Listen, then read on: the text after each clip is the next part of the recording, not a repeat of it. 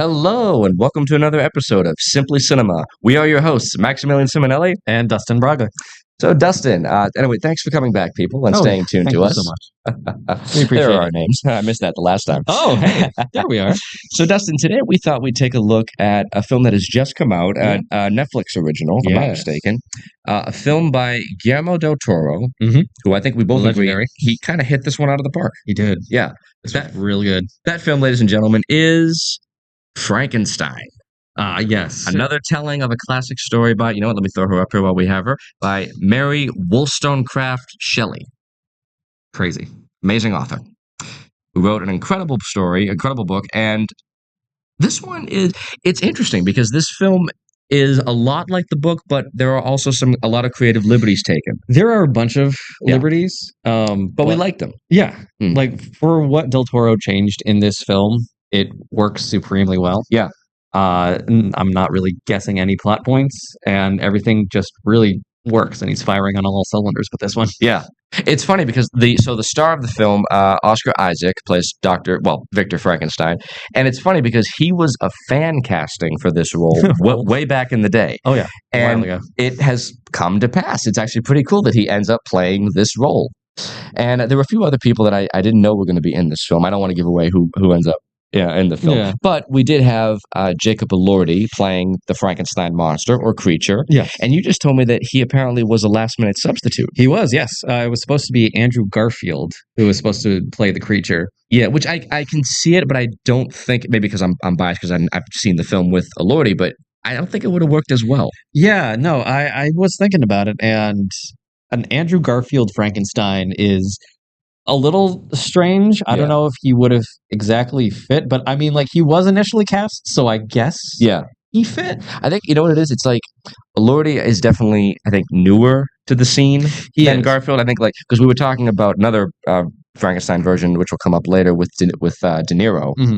where you said it was kind of, it's distracting that Yeah. it's De Niro playing the Frankenstein monster. Yeah, it's like you can tell it's De Niro. Yeah, exactly. Yeah, so it might have been distracting to be like, hey, that's Spider-Man. Mm-hmm. But yeah, I think having a Lordy was Yeah. the better choice here. Like, physically, I think he was perfect. Oh, yes. Because he's like 6'5". Yeah, he's huge. And he's thin, he's gaunt, Yeah. which I go, that, because so many versions of the monster, they're tall, but they're very bulky, which is imposing, but I don't know. He should look like a mismatched being. Yeah. Like he's from multiple humans that don't necessarily fit together. Right. So then I was surprised. I thought he did a pretty good job acting. His performance was really good. Oh, yeah. So I was like, wow, okay, you made a good monster, Elordi. Good for you. Oh yeah, he was phenomenal, I will say. Yeah. I really love the makeup that they did on him. That was the other thing, is that he again, it's his he doesn't have the square head or the electrodes in the neck like the version that I'm quite partial to, but he had the long flowing black hair and he was very pale and tall, and yeah, it was kind of like the book. Yeah. A little bit like the book. Which Yeah. was cool. Very much so. Yeah. I also love that he had two different color eyes. Like, Yeah. his left eye glowed. Yes, yeah, that was cool. Yeah. Yeah. And yeah, I think this film definitely had the budget it needed to really, because it was all like, it had like that Victorian style, but it was Really also did. very stylized. Yeah. Like the house was a typical looking mansion, but then like their clothes, like the lady had like a red flowing dress, Oh, and like yeah. some of the coffins were very like just designer, Yes. which looked really cool. Yeah, the production design was off the charts. Yeah. Yeah. It was insane. If this doesn't win like some kind of award At for least production design. yeah, costume design, something. Yeah. Yeah. Something. Yeah. It I mean, was- just look at this set right Yeah. here. and they built all of this. Yes, and you can It's tell that nothing it's is green real. screen. Yeah. Oh, it was great. Even the ship. Yeah, yeah. At one They- point, when at the beginning, when Victor Frankenstein is picked up by the ship captain he's trying to find the North Pole. Yeah. And they encounter Victor and the creature, Creature. the nameless individual, sometimes Adam, sometimes Prometheus, who's hunting him. And so the ship was real. Yes. Yep. And yeah, like it pays off, the production design. It does. When it's real. When it's really there. It does. It feels tangible. The thing I liked about it was, like, again, so they rewrote a couple of bits of the story. What I liked was, without giving too much away, like, Victor had the most support in this film in Yeah. terms of, like, financially and like assistance. Yeah. it wasn't the typical story is, oh, what you're doing is against God and you have to do this alone and you end up being punished for your actions. I mean, that still happens.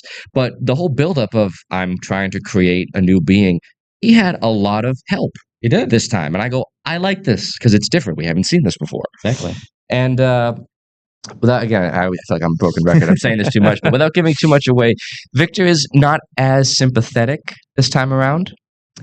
He's sort of directly, I mean, well, he creates the being. Of course, he's directly responsible. But in other ways, he's directly responsible for how the creature turns out. Yeah.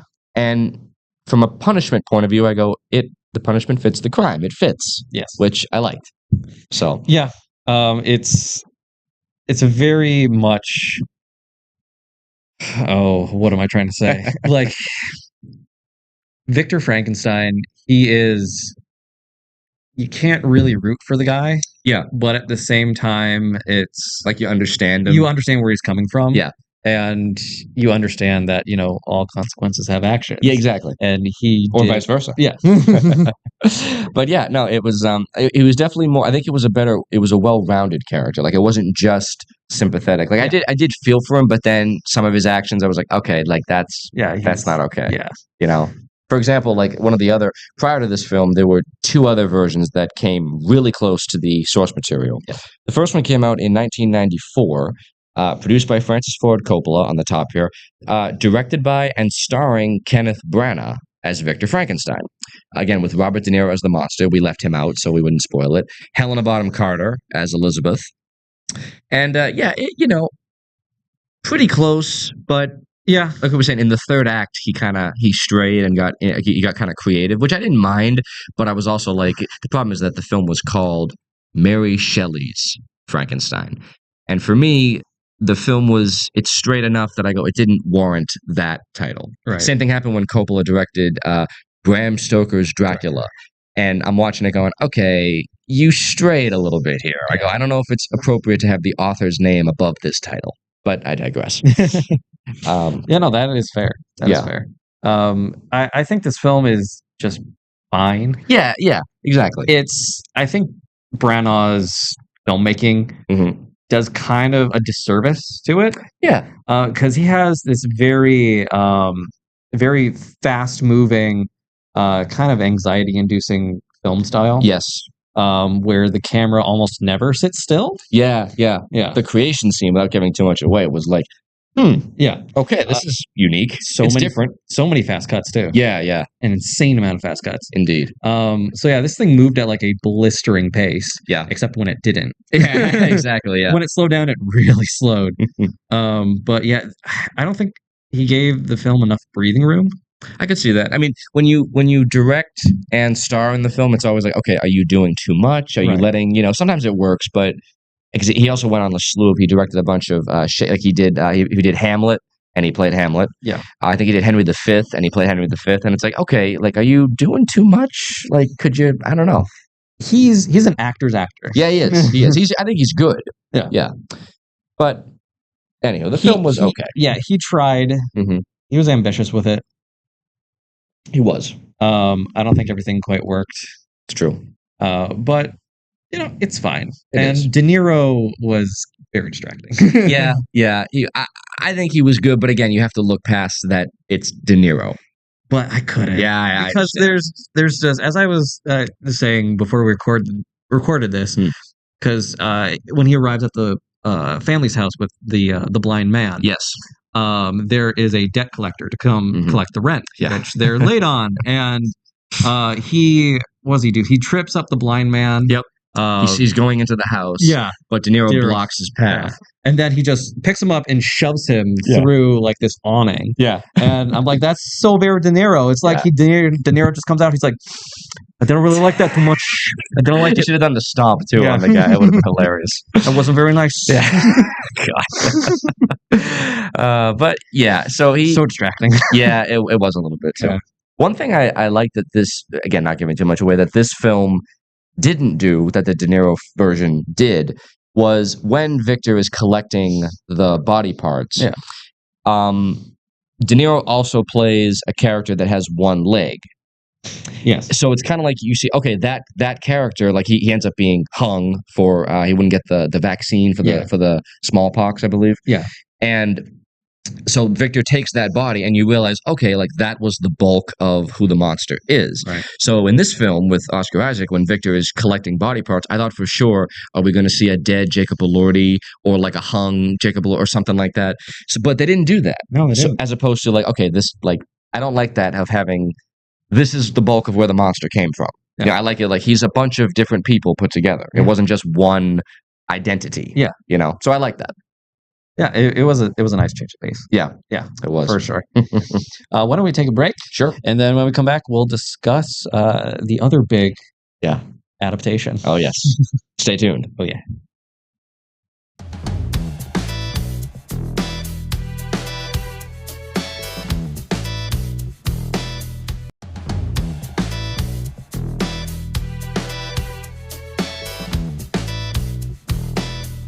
And welcome back. Hey.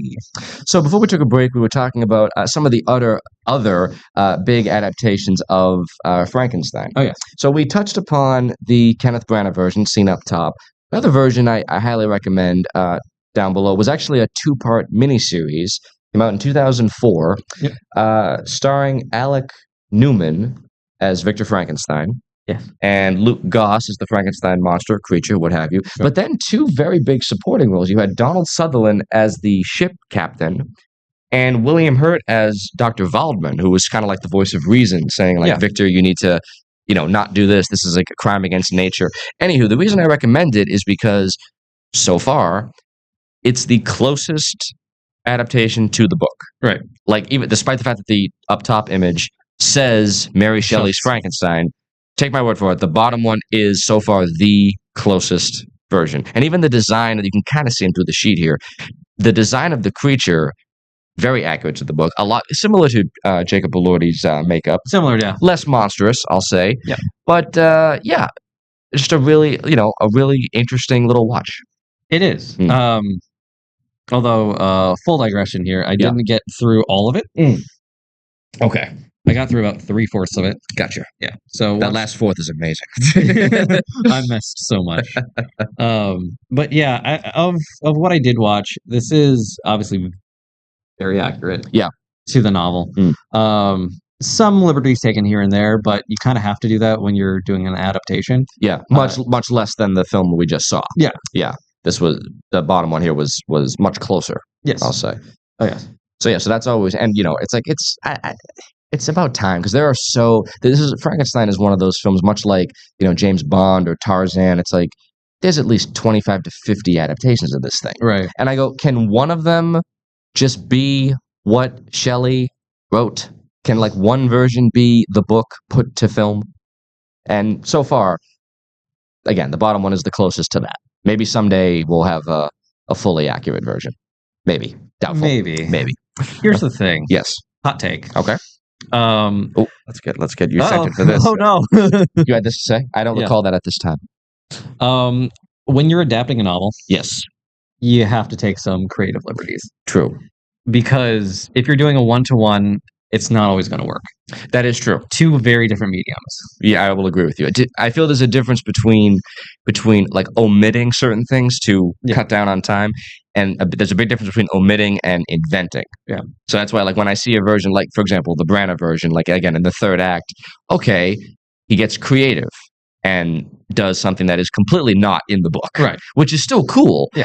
But again, it's like had you just omitted some of what happens in the novel to cut down on runtime, that to me is more of a tribute than inventing stuff. Yeah.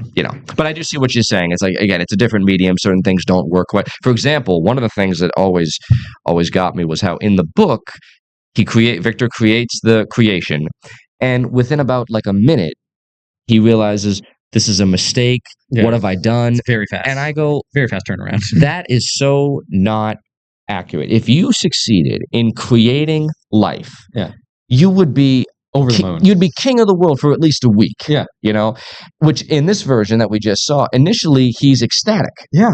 And then, okay, things don't work quite, because he even says at one point, he goes, I hadn't thought past like creating this being. So now, like, what do I do now? I guess I have to like teach it and try to work with it. Yeah. And then things don't quite work out according to his plan, and then he realizes, oh, I've made a huge mistake. You know, Yeah. similar to version I'm quite partial to.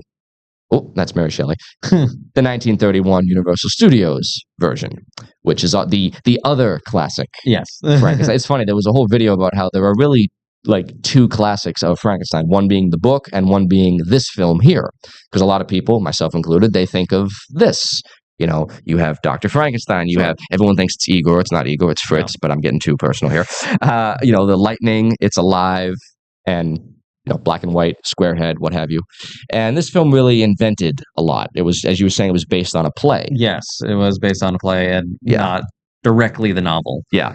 But it really became famous in its own right, to the point where when people think of the Frankenstein monster or creature, they think of the design that was first utilized in this film, courtesy of Jack Pierce's makeup. Anyway, but again, in this film, much like this one here, Victor, okay, he creates the creation and he works with it for a little bit. He tries to, like, I guess, train it or teach it. Yeah. And then things go a little wrong. It doesn't quite work out. It's really a metaphor for, like, raising a child. Yeah. It doesn't turn out quite the way as you intended, and he inevitably abandons it. Yeah. You know, which I find is more realistic than the quick turn, because the Branagh version did the quick turnaround. It did, yeah. He makes it, and within an instant, he's like, "What have I done? This is wrong." And I'm like, "You just did the greatest thing in scientific history." Right.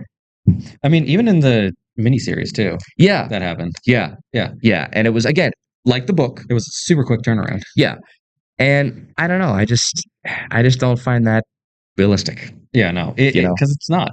Yeah, it's like human psychology. Like, you know how someone would react to, like, I've done the greatest thing in history, right? And, like, at the very least, you know, it was the prototype. Yeah. You know, I want to see the version where, okay, I make the monster, creation, whatever. And then, okay, well, that was just the prototype. Now I'm going to make the refined, perfect version and thus discard the prototype. Mm-hmm. And then, had everything gone according to plan, oh, now he shows it to the scientific academy. And it's like, look, I've made the perfect human being who'd be articulate, strong as a bull, dexterous with his fingers, artistic, creative, what have you. And defy death. Yeah, exactly. Yeah. It'd be the perfect man. So, yeah, it's kind of insane. I mean, the novel's subtitle is The Modern Prometheus, which kind of gives away a bit of the book of like what this whole thing is about. Yeah, if you know the story. Yeah, Prometheus, he was a Titan. I believe. He was a Titan. Yeah, Titan who stole fire from the gods. So a creation, gave it to. He created. He did create man. Yeah, or humankind. Yeah. Created creatures out of clay, and he blew his breath in them, and they came to life. That's what I've heard. And then he gets punished by the gods. Yes, he's chained to a rock. And a bird, is it an eagle? I believe it's an eagle. Yeah, it's an eagle. An eagle flies over him every day and eats his liver. Yep. Which is creative because the liver, apparently, I think, is the one organ that will regrow. Hence, the idea is that if it ate like his heart or his lung, okay, that's one and done, you're dead. The idea is that your suffering, your punishment will be eternal. Well, the thing is that because he's a god, so... Oh, I got you. He's immortal. No matter what, he's going to just regenerate. Gotcha. Yeah. Okay. So he's just in a perpetual state of eternal suffering. Yeah. They even kind of hinted at that at one point in the version we've just seen. There was like a subtle reference to like to the eagle flying overhead at one point. It's like, okay, so there's a connection there. Yeah. But yeah, it's a nice little nod to Greek mythology. Yeah. Pretty cool. It is. Good little movie. It is. Good little movie. All right. Let's take one more break. Sure thing. And then we'll come back and wrap this all up. Indeed we will.